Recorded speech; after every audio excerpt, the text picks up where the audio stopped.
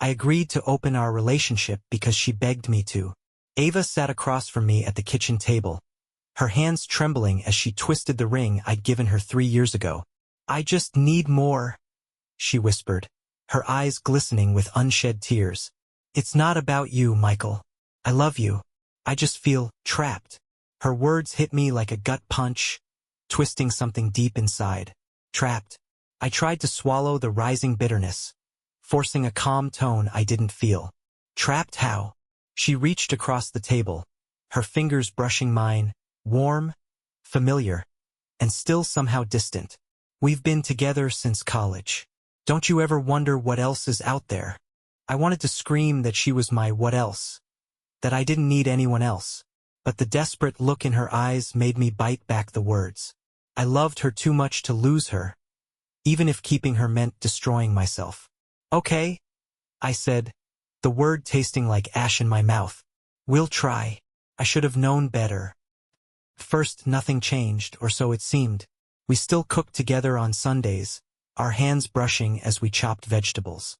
We still stayed up late binge-watching old crime dramas, her head resting on my shoulder as she dozed off. But there were subtle shifts. Missed dinners, sudden weekend trips with friends whose names I'd never heard before. I told myself it was fine, that this was what we'd agreed to. She deserved freedom and I would learn to live with it. But cracks were forming, jagged and unavoidable. One night, she came home late, her eyes sparkling with excitement I hadn't seen in months. "Sorry I'm late," she breathed, shrugging off her coat. "I lost track of time." "With who?" The question escaped before I could stop it. Her smile faltered. "Does it matter?" Shouldn't have, but it did. The first real fracture came 2 weeks later. I was scrolling through social media when a tagged photo stopped me cold. There she was, laughing at some dimly lit bar, leaning too close to a man I didn't recognize. His arm rested possessively around her waist, his gaze locked on her like she was his entire world. I stared at the screen, nausea twisting my stomach. My thumb hovered over the like button out of some twisted reflex, but I couldn't do it. Instead, I closed the app and sat there in the dark, suffocating in silence. When she came home that night, she kissed me with the same familiar tenderness, oblivious to the storm brewing inside me. The breaking point came the night she didn't come home at all. I stayed up until dawn, my mind spinning with worst-case scenarios. Was she hurt? Was she with him? My phone buzzed just after sunrise. A single text. "Stayed over at Lisa's. Don't wait up." The lie burned more than the absence. Lisa was in Europe. I clenched my fists until my nails bit into my palms, swallowing the betrayal like poison. That weekend I followed her. It wasn't something I'd ever thought I'd do. Spying felt beneath me, but desperation makes fools of us all. I trailed her to a trendy cafe downtown, my heart pounding like a war drum. She was already there, seated at a corner table with him. I recognized his sharp jawline, the easy confidence in his posture. He leaned in close, whispering something that made her laugh, the kind of laugh I hadn't heard in months. Suddenly, she reached for his hand across the table, lacing her fingers with his like she used to with mine. I turned away before I could see more. When she finally came home that night, I was waiting. "Did you have fun at Lisa's?"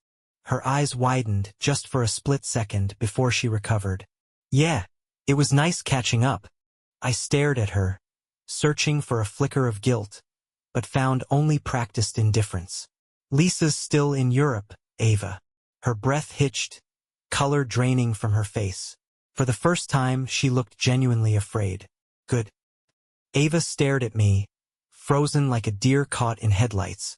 Her mouth opened and closed, words failing her for the first time. For a fleeting second, I thought she might confess, rip off the mask she'd worn so effortlessly. Instead, she took a slow, trembling breath and said, "Michael, I can explain." I laughed, a hollow, bitter sound that echoed through the quiet apartment. "Go ahead. Explain how you've been catching up with someone who isn't even on the same continent." Her face crumpled, and for a moment, I saw something real, fear, regret, maybe even shame. but it passed like a summer storm, leaving only practiced composure. It wasn't like that. Then what was it like, Ava? My voice rose despite my best effort. Tell me how spending the night with him wasn't what it looked like. She clenched her fists, eyes flashing with something sharper than guilt, defensiveness. You said you were fine with this. I staggered back as if she'd struck me. Fine? I agreed because I thought it would save us, not replace me. Her silence was deafening. In that instant, I knew whatever we'd had was gone, crumpled under the weight of lies and false promises. Days passed in a tense, suffocating fog. We moved around each other like strangers, careful, distant, broken. I should have left then, but love, even poisoned, is a powerful chain. I told myself there was still hope, that we could fix this if only she'd choose me again. Then the envelope arrived. It was thick, expensive-looking, with no return address. Inside was a stack of glossy photos. Ava and him, tangled in intimate embraces, her face radiant with a happiness I hadn't seen in months. There was no note, no explanation, just cold, brutal evidence. My hands shook as I sifted through them, bile rising in my throat. Someone wanted me to see this. Someone wanted me out. That night, I confronted her. I tossed the photos onto the table between us like playing cards in a high-stakes game. Her face drained of color. Where did you get these? Does it matter? I spat. They're real, aren't they? She collapsed into the nearest chair, her breathing ragged. I didn't know. You didn't know what? My voice was ice. That someone was watching? Following you? For the first time, real terror flickered in her eyes. It's not what you think. Then explain it. She gripped the edges of the table as if anchoring herself. Lucas, he's not safe. He's been controlling, obsessed. Her words came out in a broken rush, each one more desperate than the last. I felt the ground shift beneath me. You chose him. I didn't know what he was. At first, tears spilled down her cheeks, unchecked. By the time I realized, it was too late. For a moment, I couldn't breathe. Everything I thought I understood twisted into something far darker. Betrayal, deception, danger. You have to believe me, Michael. Her voice cracked with raw desperation. He's dangerous. Not just to me. My mind raced, connecting dots I didn't even know existed. The photos, the calculated cruelty of sending them. A warning or a threat? The person I had loved, the person I still loved despite everything, was trapped in something far worse than infidelity. And now so was I. I stared at Ava, her tear-streaked face a haunting reflection of the woman I thought I knew. The weight of her confession crushed me, warping anger into something far colder. Fear. Lucas wasn't just a cheating partner. He was a threat. Why didn't you tell me? My voice was hollow, trembling with restrained fury. I was scared and ashamed. She buried her face in her hands. It started as something exciting. He was intense, passionate. But when I tried to end it, he wouldn't let me. I should have walked away right then. Her betrayal still burned, but something in her voice, a raw, fractured honesty, held me there. What does he want from you? Her breath hitched. Control. The next few days passed in suffocating tension. Ava quit her job without explanation, deleted her social media, and barely left the apartment. Every creak of the floorboards, every passing car outside felt like a prelude to disaster. I couldn't shake the feeling that someone was watching us. One night, I found her sitting on the couch, knees pulled to her chest, staring blankly at the dark TV screen. Her vulnerability pierced through my anger, stirring something I hated. Care star. He won't stop, she whispered, her voice fragile. He said if I ever left him, he'd ruin me. A bitter laugh escaped before I could stop it. Seems like he already did. Her face crumpled, but I couldn't bring myself to comfort her. She had set this fire, and now we were both burning. Then came the envelope. Thick, heavy. Another collection of damning photographs, this time of me. Candid shots from the past few days. Me leaving work, grabbing coffee, walking home. One photo showed Ava and me arguing in the apartment's dimly lit entryway. No message. Just silent, suffocating proof that Lucas was watching. Both of us. I shoved the photos into my jacket pocket, my pulse thundering. Confronting Ava would achieve nothing. She was just as cornered as I was now.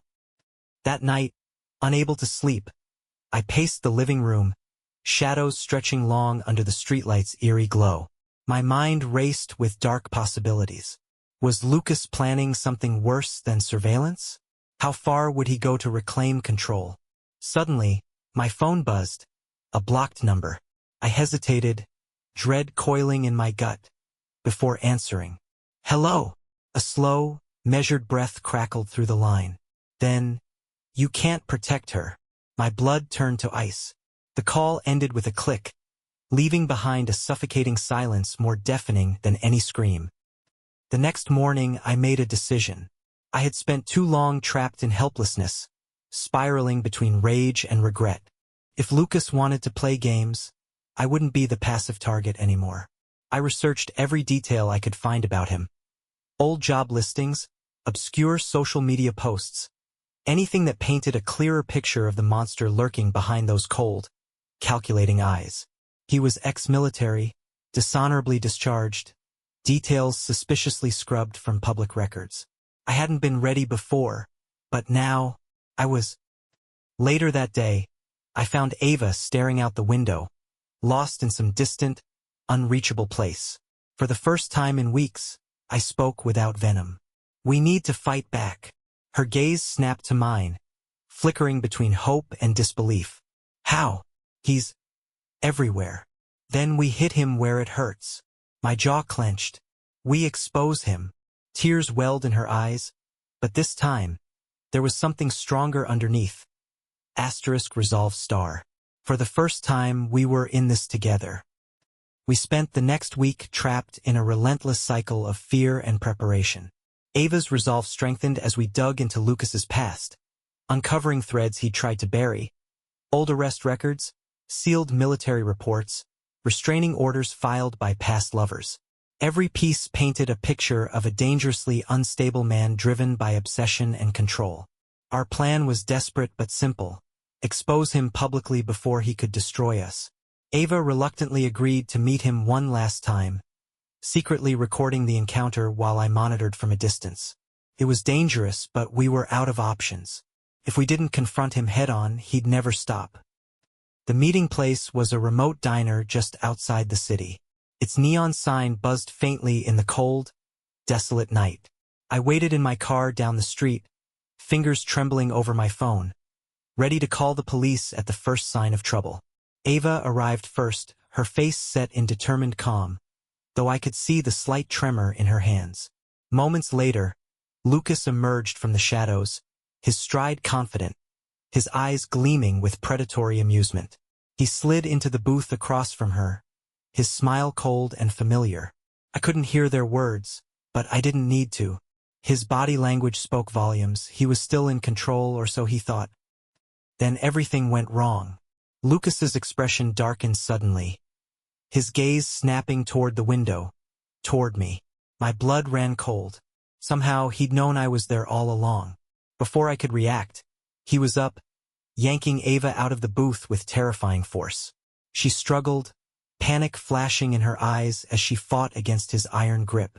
I bolted from the car, my heart pounding like a war drum. "Let her go!" I roared, sprinting toward them. Lucas's face twisted into something monstrous, a chilling mix of rage and satisfaction. "You think you can save her?" he hissed, dragging her toward a waiting SUV parked just beyond the diner. Desperation fueled my every step. I tackled him, sending all three of us crashing to the frozen pavement. Ava broke free, scrambling back toward the diner's entrance, but Lucas recovered too quickly. His fist connected with my jaw, sending stars exploding across my vision. Pain burned through me, but I couldn't stop. Not now. Ava's screams pierced the frigid air as she fumbled with her phone, trying to call for help. Lucas loomed over me, seething with unrestrained fury. "This could have been easy," he spat, driving his knee into my ribs. "You were never supposed to be part of this." Through the haze of agony, I saw the glint of something metallic in his hand. A knife, sharp and unforgiving. Time slowed. With a guttural roar, I surged upward, adrenaline overriding the pain. My hands closed around his wrist, wrestling the blade away as we struggled in the snow-dusted parking lot. A flash of headlights sliced through the darkness, the distant howl of approaching sirens. Ava must have gotten through. Lucas's face twisted in realization. His control, his twisted game, it was over. In a final, desperate lunge, he broke free and sprinted toward the waiting SUV. Tires screeched as he disappeared into the night, swallowed by the cold, empty highway. I collapsed to my knees, gasping for air, pain radiating from every limb. Ava rushed to my side, sobbing uncontrollably as she wrapped her arms around me. "It's over," she whispered. Her voice cracked and broken. But even as the distant sirens grew louder, I knew the truth. It wasn't over. Not yet. The sirens faded into the cold stillness of the night as paramedics and officers swarmed the diner's desolate parking lot. Ava sat beside me, trembling in shock, her hands stained with blood. Not her own, but mine. She wouldn't let go, her fingers entwined with mine like a lifeline. Lucas was gone, vanished into the icy darkness like a ghost. They searched, combing every back road and abandoned building within miles, but found nothing. Just tire tracks leading toward nowhere. The following days passed in a fog of questioning, paperwork, and fitful sleep haunted by shadows that refused to stay buried. Ava and I were placed under police protection, though it felt like a hollow reassurance. Lucas had disappeared before, he could do it again. Our apartment felt like a cage, walls closing in with every passing hour. The air between us was thick with unresolved guilt, anger, and something more fragile, hope. One night, I found her standing by the window, staring out at the snow-covered street below. She was wrapped in my old hoodie, her silhouette faintly illuminated by the street lamp's pale glow. "You should hate me," she whispered without turning around. I stepped closer, feeling the ache of bruised ribs but ignoring the pain. "I did, for a while." Her shoulders tensed, expecting the final blow. "But I don't anymore," I continued, my voice softer. "Hating you won't change what happened. It won't fix either of us." Finally, she turned, tears shimmering in her eyes. "I'm so sorry, Michael, for everything." I closed the distance between us, resting my forehead against hers. We stood there, suspended in a fragile moment of understanding. Not forgiveness, but acceptance. Weeks passed. The police investigation went cold, but life, stubborn and unyielding, moved on. Ava took a new job in another city, determined to rebuild what she'd lost. Not just her life, but her sense of self. I stayed behind, needing time to mend my broken pieces alone. We didn't talk about the future, about what we were or could be. We just were. Connected, but untethered. The last time I saw her was at the train station. Snow fell gently around us, muffling the world's harsh edges. She smiled, a real, unguarded smile that reminded me of who she used to be, before the lies, before the fear. "Take care of yourself," she whispered, pressing something cold into my hand. A small silver key.